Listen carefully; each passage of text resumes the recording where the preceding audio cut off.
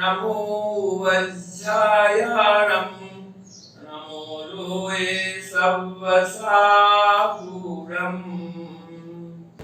एक ही भाव स्तोत्र के सभी स्वाध्यायार्थी बंधुओं को जय जिनेन्द्र।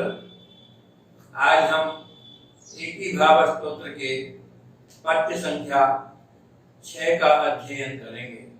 पद्य के एक एक शब्द का उच्चारण कैसे करना है देखें। जन्मातव्याम, जन्मातव्याम कथमपि, कथमपि मया देव दीर्घं भ्रमित्वा प्राप्तैवेयं तव नय कथा, तव नय कथा स्फार पीयूषवापी, स्फार पीयूषवापी। और यदि अपन स्फार शब्द को शुद्ध ना बोल सकें और अशुद्धता से बोलने की जिनकी आदत है, इस स्फार, ऐसे लोगों के लिए ध्यान देना है। तव नय कथा स्फार पीयूषवापी, ध्यान दीजिए, जिनसे अशुद्ध उच्चारण होता है उन्हें शुद्ध करने के लिए तस्या मध्ये, तस्या मध्ये हिमकर हिमव्यूह शीते, हिमकर हिमव्यूह शीते नितान्तं निर्मग्नं मां न जहति कथं दुःखदावोपतायाः। अब हम लोग पद्य की तरह उच्चारण कर रहे हैं। जन्माटव्याम कथमपि मया देव दीर्घं भ्रमित्वा प्राप्तैवेयं तव नय कथा स्फार पीयूषवापी। तस्या मध्ये हिमकर हिमव्यूह शीते नितान्तं निर्मग्नं मां न जहति कथं दुःखदावोपतायाः। पदच्छेद करें। जन्माटव्याम कथम अपि मया देव दीर्घं भ्रमित्वा प्राप्ता एव इयं, प्राप्ता एव इयं, 3 पद हैं यहाँ अलग अलग। तव नय कथा स्फार पीयूषवापी। तस्या मध्ये हिमकर हिमव्यूह शीते नितान्तं निर्मग्नं मां न जहति कथं दुःखदावोपतायाः। अब इस प्रत्येक पद का अलग अलग अर्थ करते हैं। देव, हे देव, मया अर्थात मेरे द्वारा, जन्माटव्याम, जन्म जरा जहां पाया जाता है उसे हम कहते हैं संसार। तो संसार शब्द का प्रयोग नहीं करते, जन्म रूपी अटव्याम यानी अटवी में, अटवी शब्द का अर्थ है जंगल।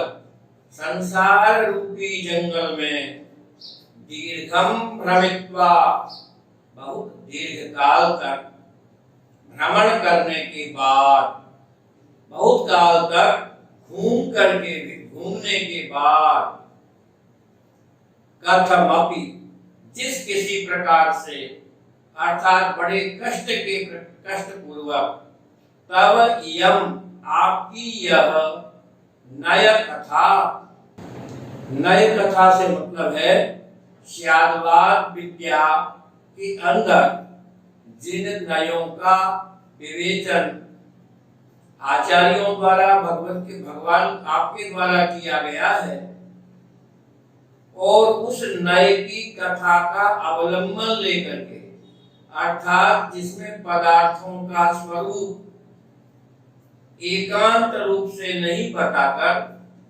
अनेकांत रूप से बताया गया है, ऐसे स्फार पीयूष वापी आपकी जो नय कथा है कैसी है? वह स्फार अर्थात विस्तृत, पीयूष अमृत, वापी वावड़ी यानी हे जिनेंद्र बहुत लंबे समय तक इस संसार में भ्रमण करने के बाद बहुत कष्ट से कथम अपि जिस किसी प्रकार तब आपकी आपकी यह नय कथा स्याद्वाद नय कथा रूपी बावड़ी, कहा आपकी नय कथा से मतलब स्याद्वाद युक्त आपकी कथा यानी वाणी अथवा प्रवचन, और वह प्रवचन किसके समान है?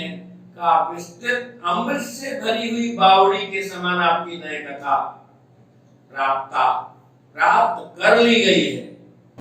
फिर हिमकर व्यूह सीते, हिमकर माने होता है चंद्रमा,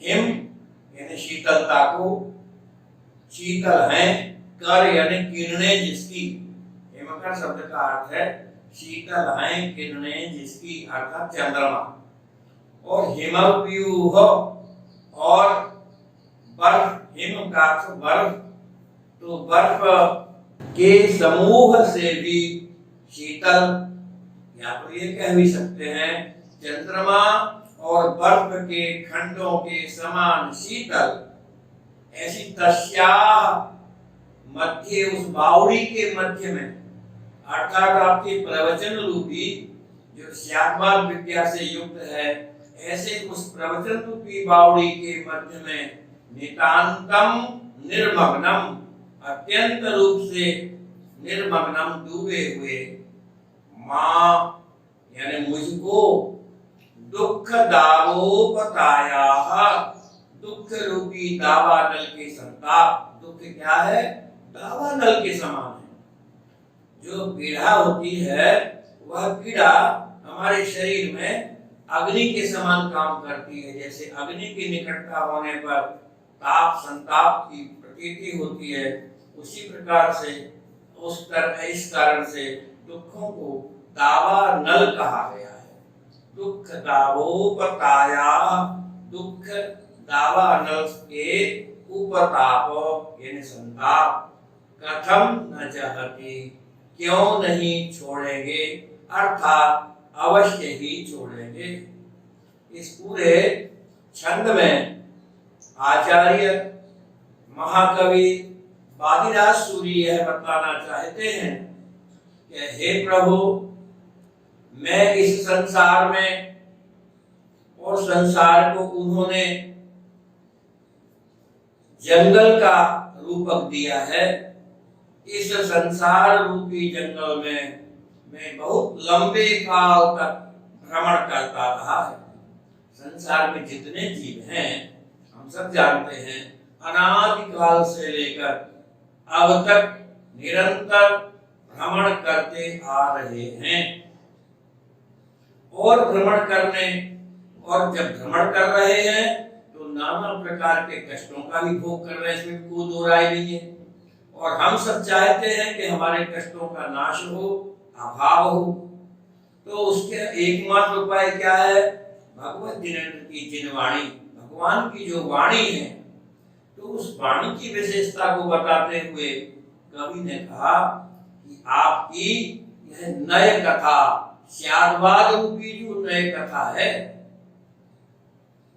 भगवान की वाणी नयों से परिपूर्ण है। उन्होंने कोई भी कथन एकांत पूर्वक नहीं कहा। उन्होंने यह नहीं कहा कि यह पदार्थ अनित्य ही है, यह पदार्थ अथवा नित्य ही है। अन्य मतावलंबी तो प्रत्येक पदार्थ का कथन एकांत रूप से किया करते हैं, परंतु भगवत जिनेन्द्र विवक्षा के अनुसार परिस्थिति, समय, काल का अवलंबन लेकर के वे अपने प्रवचनों को अंजाम दिया देते हैं। कृपया समझने का प्रयास करें। जैसे बालक को जब पढ़ाया जाता है तब उसे कहा जाता है क से कबूतर, लेकिन जब वह बालक ग्रेजुएशन के स्तर पे आ जाता है तो क से कबूतर नहीं बेटा, क से कमल भी होता है। कैसे जो है दुनिया भर के अनेक प्रकार के शब्दों का निर्माण भी होता है। क से कष्ट भी है और क्या से करुणा भी है। तो इस प्रकार क्या से कनक यानी सोना भी है, परंतु बचपन में क से कबूतर कहा तो यही नए है कि बाल्यावस्था की अपेक्षा क से कबूतर, लेकिन बाद में वह नहीं है। तो इस प्रकार जब जैसी विवक्षा हो, जैसा समय, परिस्थिति और काल हो, उसके अनुसार जो कथन किया जाता है उसे हम नयानुसार कथन कहते हैं, क्योंकि कोई भी पदार्थ सब उसका संपूर्ण कथन एक साथ किया नहीं जा सकता है। अतः उन्होंने नयों का अवलंबन लेकर के पदार्थ के एक एक गुण, एक एक धर्म का और एक एक गुण का कथन किया है। तो कहते हैं हे प्रभु, संसार में बहुत लंबे समय तक भ्रमण करने के बाद, आज बड़े बहुत प्रकार के कष्ट भोगने के बाद, जिस किसी प्रकार से यथा कथमपि, जिस किसी प्रकार से आपकी वाणी मुझे प्राप्त हुई। और उस वाणी को कवि ने उपमा दी है कि वह वाणी कैसी है। उन्होंने कहा स्फार पीयूष वाणी, अर्थात स्फार अत्यंत विस्तृत है वह, तथा उसमें जल भरा है तथा जल नहीं भरा, अमृत रूपी जल से वो भरी हुई बावड़ी है। ऐसी भगवान की कथा रूपी बावड़ी में प्राप्तता प्राप्त कर ली। अब प्राप्त होने के बाद क्या है, हम लोगों को जिनवाणी मिल गई। जिनवाणी क्या होता है, हमारा कर्तव्य है दुख दूर करना हो तो उस जिनवाणी में अवगाहन करें, अर्थात जैसा जिनवाणी में कथन है तदनुकूल आचरण करें। तो वे आगे कहते हैं कि ऐसी बावड़ी का मध्य भाग, अवगाहन करेंगे तो मध्य में पहुंचेंगे।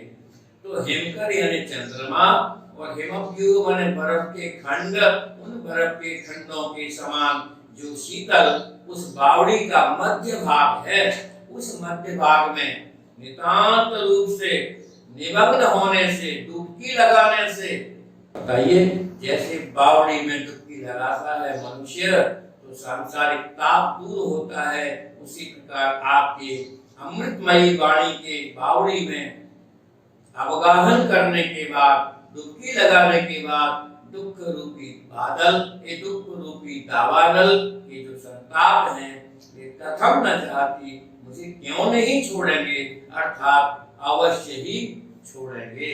इस प्रकार से यहाँ पर इस छंद में महाकवि आचार्य वादिराज सूरी, उनके द्वारा दो तीन तथ्य बताए गए हैं। संसार के जो जीव हैं वे सांसारिक नाना प्रकार के तापों से, संतापों से पीड़ित हैं, अनादिकाल से भ्रमण कर रहे हैं और भ्रमण करने के बाद आज बड़े पुण्य के योग से हमें भगवत जिनेन्द्र की वाणी प्राप्त हुई है। और वह वाणी कैसी है, उस वाणी के विषय में उन्होंने कहा कि वह स्याद्वार विद्या का अवलंबन लेने वाली है।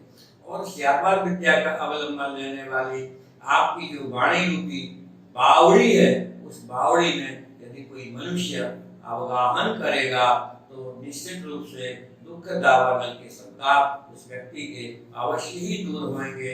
आइए हम वर्तमान कालीन समस्त संकटों से दूर होने के लिए भगवत जिनेन्द्र की वाणी रूपी बावड़ी में अवगाहन करें, और उसके अवगाहन से ही हमारे पापों का, हमारे दुख दावानल का, नाना प्रकार की पीड़ा और संताप का अंत होगा और हमें उनसे मुक्ति मिलेगी।